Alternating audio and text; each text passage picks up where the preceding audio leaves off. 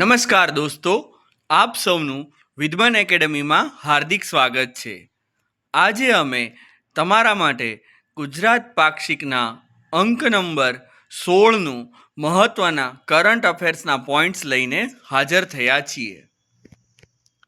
આશા રાખું છું કે તમને અમારો આ વિડીયો ગમશે. દોસ્તો, જો તમે અમારી ચેનલ ઉપર નવા હો તો તમે અમારી ચેનલને સબસ્ક્રાઈબ કરો, જેથી કરીને આવનારા ગુજરાત પાક્ષિકના મહત્ત્વના કરંટ અફેર્સના વિડીયોનું તમને તરત નોટિફિકેશન મળી જાય. ચાલો શરૂ કરીએ.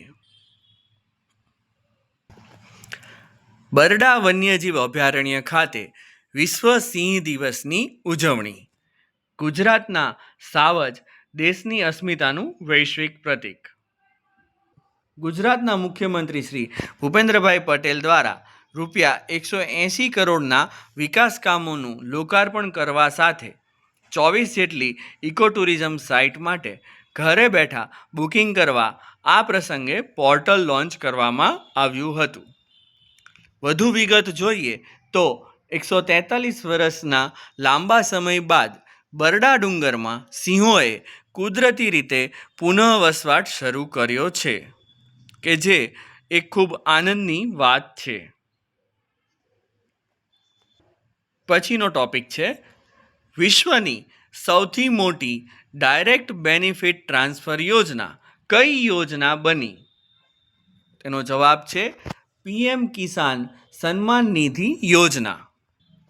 વડાપ્રધાન શ્રી નરેન્દ્રભાઈ મોદીએ ઉત્તર પ્રદેશના કાશી ખાતેથી PM કિસાન સન્માન નિધિ યોજનાનો 20મો હપ્તો રિલીઝ કર્યો હતો. જે અનુસંધાને મુખ્યમંત્રી શ્રી ભૂપેન્દ્રભાઈ પટેલની ઉપસ્થિતિમાં ગાંધીનગરમાં રાજ્ય કક્ષાનો PM કિસાન ઉત્સવ દિવસ કાર્યક્રમ યોજાયો હતો. વધુ વિગત જોઈએ તો કૃષિ અર્થતંત્રમાં મહિલાઓની ભાગીદારીનો ઉલ્લેખ કરતા વડાપ્રધાનશ્રીએ લખપતિ દીદી અભિયાન પર પ્રકાશ પાડ્યો, જેનો ઉદ્દેશ્ય સમગ્ર ભારતમાં 3 કરોડ લખપતિ દીદી બનાવવાનો છે, જે પૈકી 1.5 કરોડથી વધુ મહિલાઓએ આ સિદ્ધિ મેળવી લીધી છે. સરકારની ડ્રોન દીદી પહેલથી લાખો મહિલાઓની આવકમાં પણ નોંધપાત્ર વધારો થયો છે. બીજો એક અગત્યના મુદ્દાની વાત કરીએ તો વડાપ્રધાન શ્રી દ્વારા ધન ધાન્ય કૃષિ યોજનાની મંજૂરી આપવામાં આવી.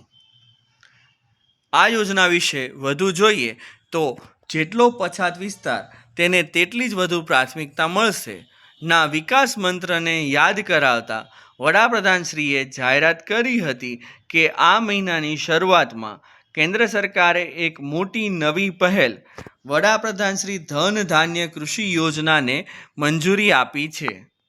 આ યોજના માટે 24,000 કરોડ રૂપિયા ફાળવવામાં આવશે.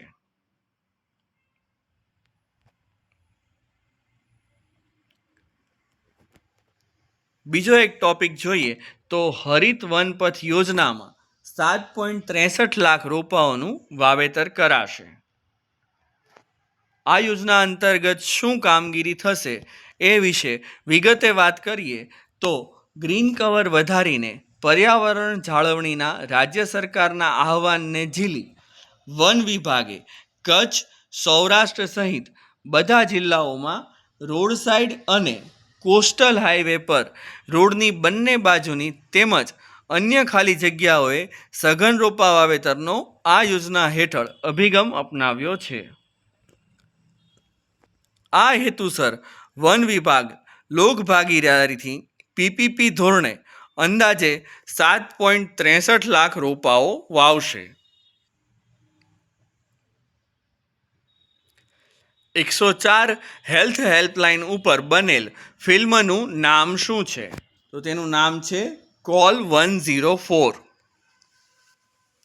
વધુ વિગતે જોઈએ તો અમદાવાદના વાઇડ એંગલ મલ્ટીપ્લેક્સ ખાતે કોલ 104 ફિલ્મ નિહાળી મુખ્યમંત્રી શ્રી ભૂપેન્દ્રભાઈ પટેલે ફિલ્મના નિર્માતા, દિગ્દર્શક અને સ્ટારકાસ્ટ ઉપરાંત 104 હેલ્પલાઇનના કાઉન્સિલરોને બિરદાવ્યા હતા. આ યોજના વિશે વધુ જાણકારી મેળવીએ તો 104 હેલ્પલાઇન દ્વારા રાજ્યમાં અત્યાર સુધી આપઘાત અંગેના 7,000થી વધુ કોલ્સનો સકારાત્મક પ્રતિસાદ આપીને હજારો જિંદગીઓ બચાવી શકાય છે.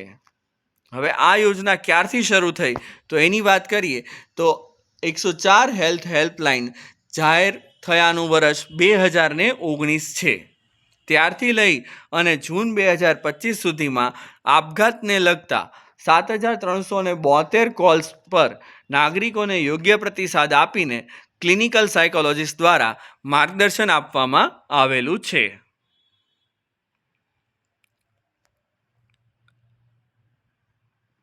બીજા એક મુદ્દાની વાત કરીએ તો ભગવાન બિરસા મુંડાની યાદમાં જનજાતીય ગૌરવ દિવસ ક્યારે ઉજવાય છે તો તે છે 15 નવેમ્બરે.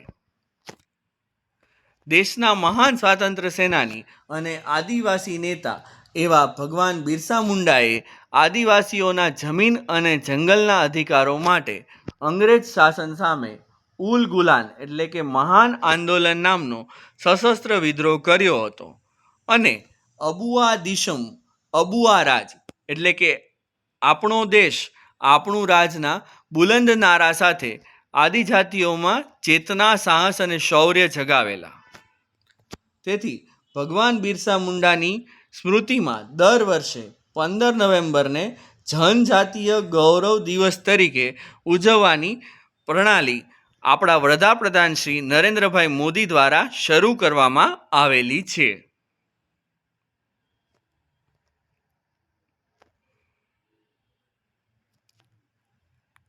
ગુજરાત રાજ્યના મુખ્યમંત્રી શ્રી દ્વારા ગુજરાતમાં હાલમાં ચાલી રહેલા પ્રોજેક્ટોની સમીક્ષા કરવામાં આવેલી.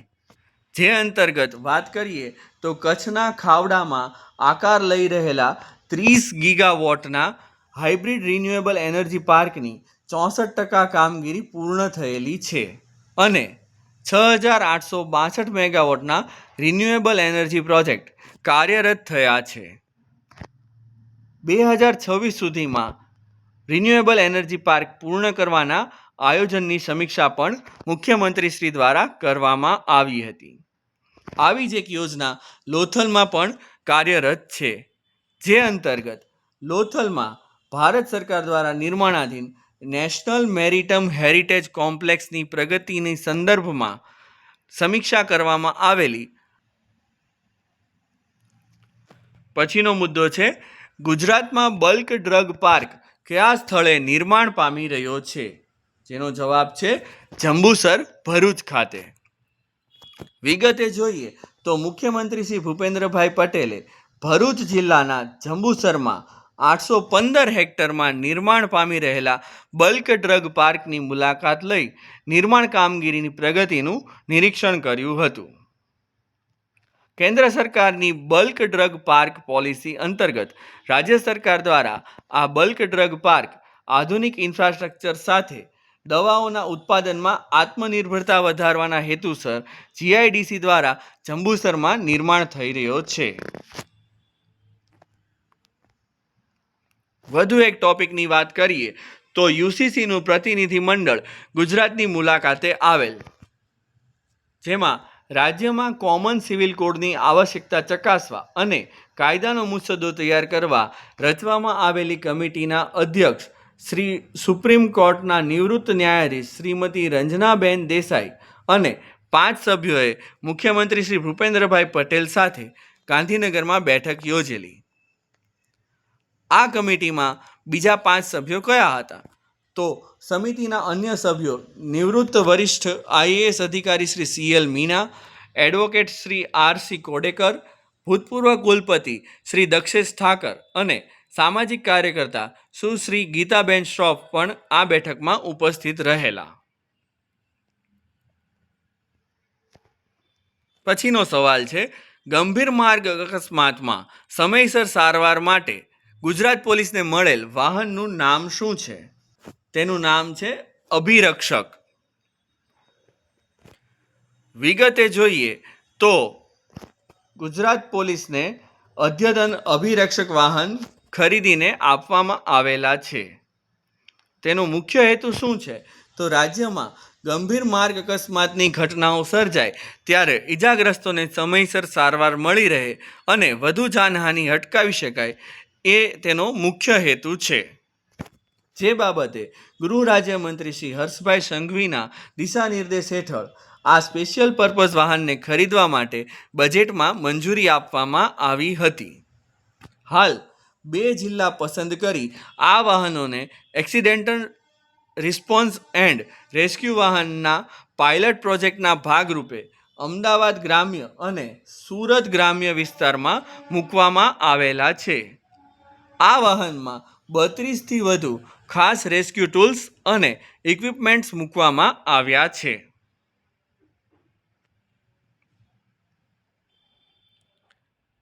પછીનો ટોપિક જોઈએ તો દરિયાઈ માછલીના ઉત્પાદનમાં ગુજરાત દેશમાં બીજા સ્થાને આવેલું છે. અહીં મહત્વની વાત કરીએ તો ગુજરાતમાં માઢવાડ, નવા બંદર, વેરાવળ 2 અને સૂત્રાપાડામાં 4 નવા મત્સ્ય બંદરોનું નિર્માણ કરવામાં આવી રહ્યું છે.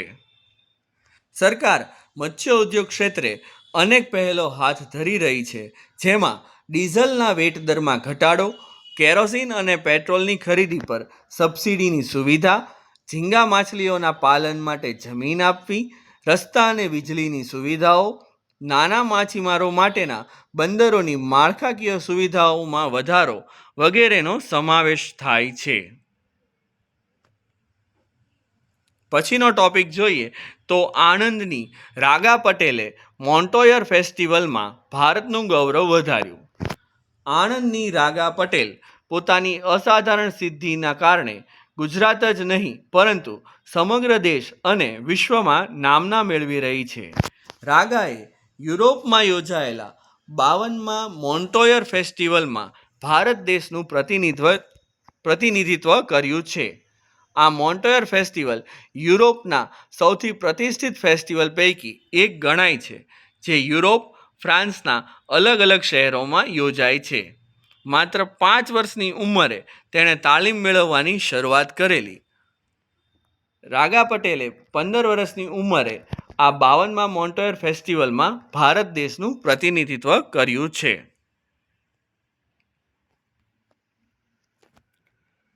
પછીનો ટોપિક છે ગ્રીન હાઇડ્રોજન સુવિધા કાર્યરત કરનાર કંડલા ભારતનું પ્રથમ બંદર બન્યું છે. ગુજરાત વિકાસની દિશામાં તેજ ગતિએ હરણફાળ ભરી રહ્યું છે. બંદરો, શિપિંગ અને જળમાર્ગના કેન્દ્રીય મંત્રી શ્રી સર્વાનંદ સોનોવાલના પથદર્શનમાં કંડલા સ્થિત દીનદયાળ પોર્ટ ઓથોરિટીએ શિલાન્યાસના માત્ર 4 જ માસમાં 1 મેગાવોટ પ્લાન્ટ કાર્યાન્વિત કરી કાર્યભાર સંભાળ્યો છે, જેના પરિણામે પ્રદૂષણ નિયંત્રણ અને રિન્યુએબલ એનર્જીની દિશામાં ગુજરાતે સીમાચિહ્ન હાંસલ કર્યું છે. આ પ્લાન્ટ કાર્યાન્વિત થવાથી Kandla DPA make in India megawatt scale green hydrogen સુવિધા કાર્યરત કરનાર ભારતનું પ્રથમ બંદર બન્યું છે. પછીનો ટોપિક છે ભરૂચની શ્રી કૃષ્ણ આશ્રમ શાળાને દેશની શ્રેષ્ઠ શાળાઓમાં સ્થાન મળ્યું છે.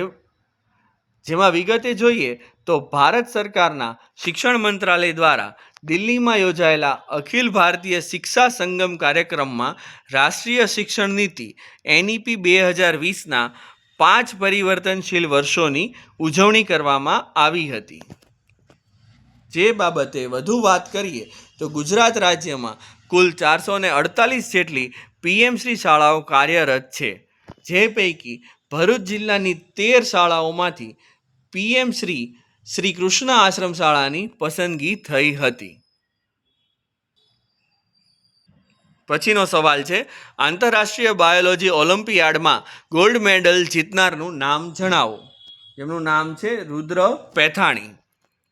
રાજકોટના પાટણવાવ ગામના રુદ્ર પેથાણીએ ફિલિપાઇન્સના ક્વિઝોન સિટી ખાતે યોજાયેલ 36મી આંતરરાષ્ટ્રીય બાયોલોજી ઓલિમ્પિયાડમાં સુવર્ણ ચંદ્રક જીતીને અસાધારણ સિદ્ધિ હાંસલ કરી છે. આ સ્પર્ધામાં ભારતે 2 ગોલ્ડ અને 2 સિલ્વર મેડલ એમ કુલ 4 મેડલ જીતીને ડંકો વગાડ્યો છે.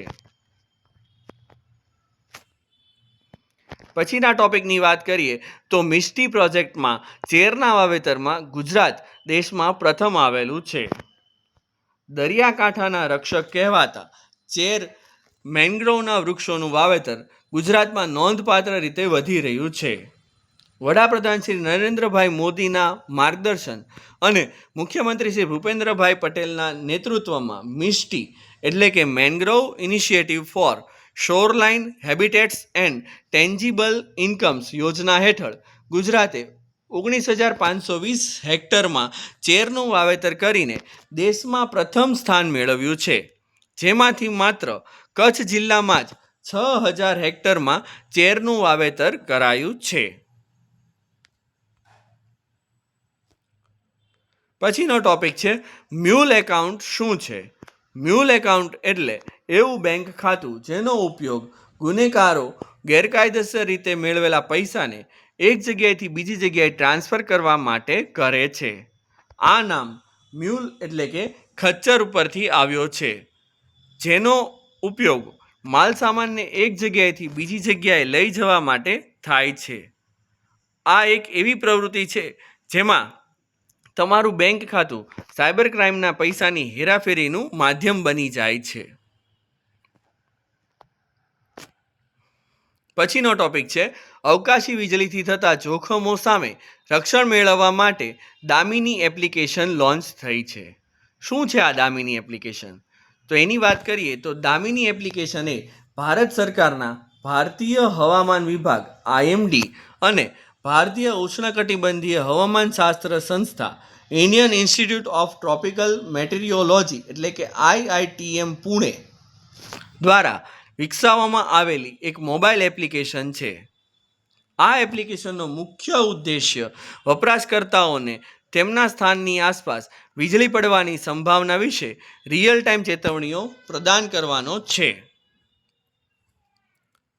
હવે કઈ રીતે આ સિસ્ટમ કામ કરે છે એ વિશે જાણીએ તો આ એપ્લિકેશનની સૌથી મહત્ત્વપૂર્ણ વિશેષતા એ છે કે તે તમારા વર્તમાન સ્થાનની આસપાસ 20 કિલોમીટર સુધીના વિસ્તારમાં વીજળી પડવાની શક્યતા વિશે રિયલ ટાઈમ ચેતવણીઓ આપે છે. આ ચેતવણીઓ તમને સુરક્ષિત આશ્રય શોધવા માટે પૂરતો સમય પૂરો પાડે છે.